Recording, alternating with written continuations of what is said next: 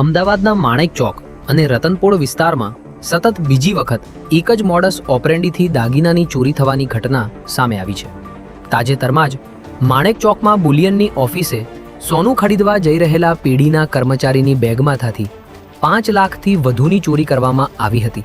ત્યારે ફરી એકવાર આવી જ ચોરીને અંજામ આપવામાં આવ્યો છે, જેમાં નિકોલ વિસ્તારમાં રહેતા અને જ્વેલર્સનો વ્યવસાય કરતા ભાવેશ પટેલ પરિવારના તેમજ જ્વેલર્સની પેઢીના દાગીના રિપેરિંગ કરાવવા માટે રતનપોળથી ચાલતા માણેક ચોક જવા રવાના થયા હતા.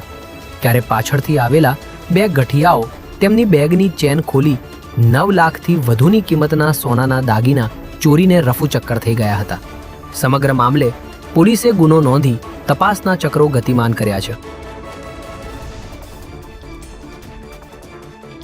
રાજકોટ સહિત સમગ્ર સૌરાષ્ટ્રમાં દારૂની સપ્લાય કરતા કુખ્યાત બુટલેગર અલ્તાફને અમદાવાદમાંથી ઝડપી લેવામાં આવ્યો છે.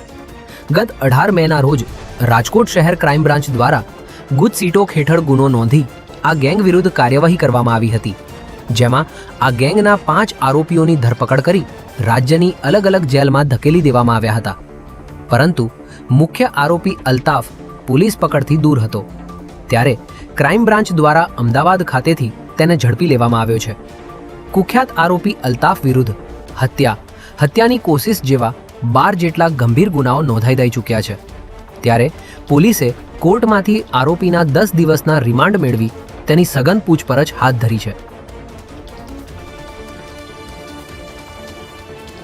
હવામાન વિભાગ દ્વારા કરવામાં આવેલી સત્તાવાર આગાહી વચ્ચે ગુજરાતના વાતાવરણમાં મોટો પલટો આવ્યો છે.